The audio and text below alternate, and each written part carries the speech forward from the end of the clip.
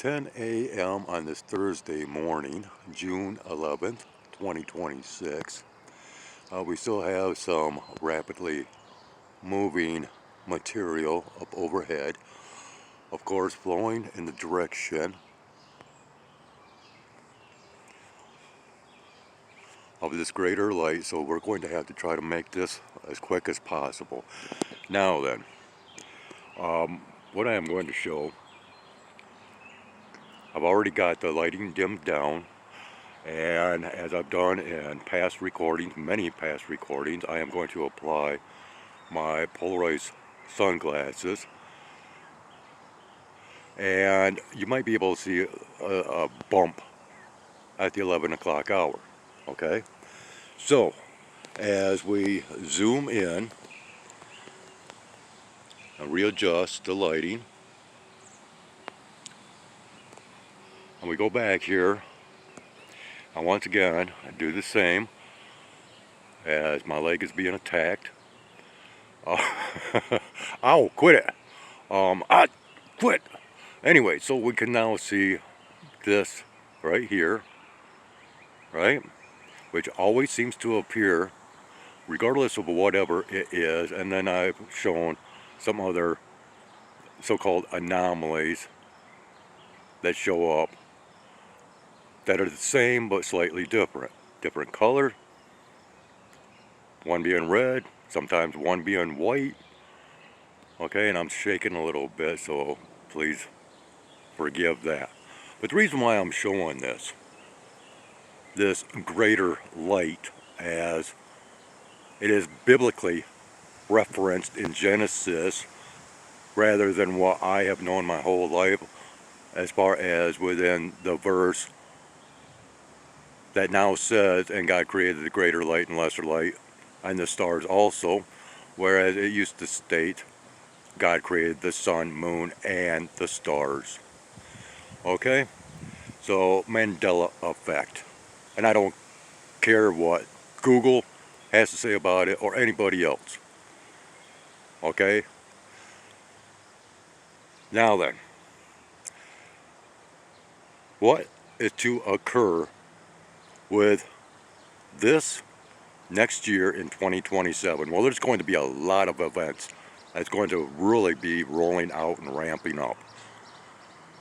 But next year, and I don't quote me, but I think it's in August, early part of August of next year, 2027, 27 denoting trouble with a capital T, we are to have over 6 minutes of a solar eclipse. And with this solar eclipse, there is to be a planetary alignment, of which reports are stating that that is one of the reasons for said solar eclipse, and for it being very rarely lengthy in its duration, once again of slightly over 6 minutes. But you have to ask yourself, okay, how do they know this? Okay, now then, what we are seeing here, will this have any kind of an influence when that occurrence should take place? Let's go ahead and just, I'm getting tired of holding up my arms while we're looking at this blasting down in my face.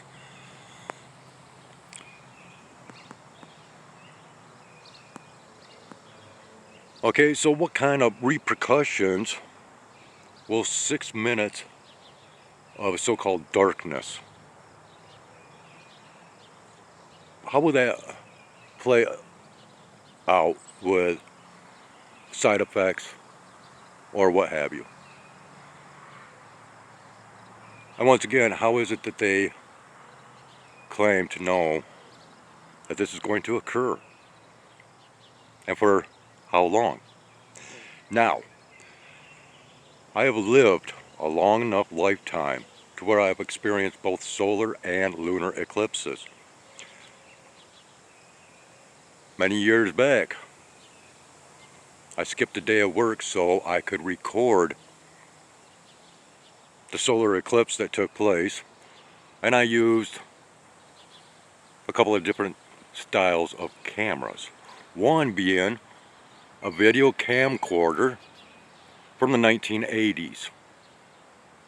And when that eclipse happened, I was able to see stars in the background of this greater light. But my question is, with any solar eclipse, why don't we see the moon traveling to the point of the sun's location before said eclipse? Should we not actually be seeing a black spherical shape moving through the sky before any solar eclipse should happen? Why don't we see the moon as being a dark, if not black, sphere floating across the sky before said solar eclipse events? I have never seen that to occur. I have never seen the moon rolling into view as it's crossing in front of the sun in order to create said solar eclipses. Not once. Why?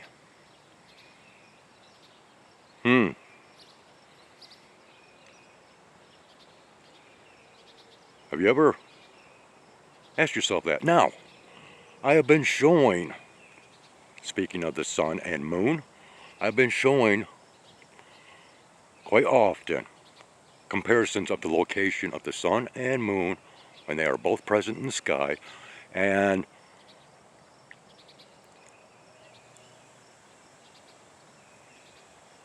the crescent of the moon, of which, well, it's not complying with the narratives of the phases of the moon that I had to learn in school, because it was all vertical phases, not slanted crescent moons, no Cheshire smiles of the moon, nor frowns. It was all vertical. And now we have this strangeness when we see the sun and moon in the sky at the same time, and the lighting and shadowing on the moon's surface does not align with the positioning of the sun. Now, I've shown this many a times. I'm going to provide a link to the channel Sky Girl, and she shows this very quick, okay? But it is so evident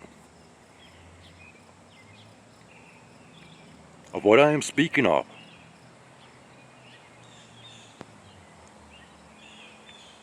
And it parallels with what I have shown in many recordings now of this strangeness to the greater light and lesser light, formerly known as the sun and moon. Okay? This is what I wanted to bring forth pertaining to the sun, and what to expect next year in the year of major trouble. Because we're going to have an expansion of wars. We're going to, of course, have, pandemics, epidemics, plagues. Yeah. And of course, we got this nonsense that is kicking off religiously, which connects to space travel. A spiritual age of enlightenment due, and that just landed right up here, due to space travel. Okay? Spiritualism is going to be a main component of narratives that you will be hearing more and more about, and more people are going to be relying on this artificial intelligence for more information pertaining to God. Okay. I don't know where that bird took off to. I think it was a woodpecker. Oh, there he is. Or she. We have a woodpecker right up here. Oh, just flew down to the feeding tree back here. Yeah, this is all over the place, quite shaky. Very cool to see this rather large woodpecker. It is, I believe, I think it's a red-headed woodpecker, the larger variety. I don't know where he went. See, we got too much blockage to the feeding tree to really see what's going on. So anyways, yeah, we're getting a little bit more cloudiness here. Yeah, he's been out here attacking my legs, wanting my attention. Haven't you? Huh? Right, buddy? So yeah, I need to get in the shade anyways for a little bit. So yeah, and I want to go just a little bit further into the factor of content that I've already brought out, going back to what I was hoping more people would have watched and commented on. Well, I can't even remember how I entitled that special presentation from the other day. But anyways, while I was creating that content and I was reading a passage from a certain book, I am going to have to go back to that book, not necessarily to that passage that I read, and which it was pertaining to reincarnation and then how it flowed into UFOs and so on and so forth. What we have a little issue now pertaining to the communication that took place and what came through that communication and how it was communicated, because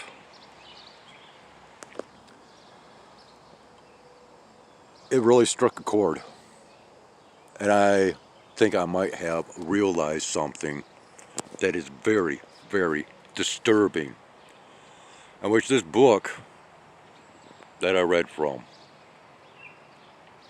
or read the passage from,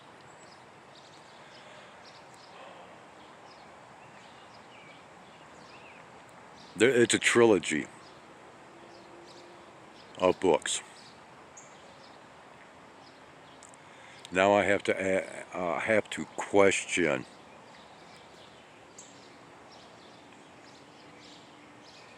the source of information, because it's seemingly not what I thought it was when I first read this book. And I have actually had a subscriber in the past that literally ordered all 3 of these books. And I don't know if this person is still watching my content or not.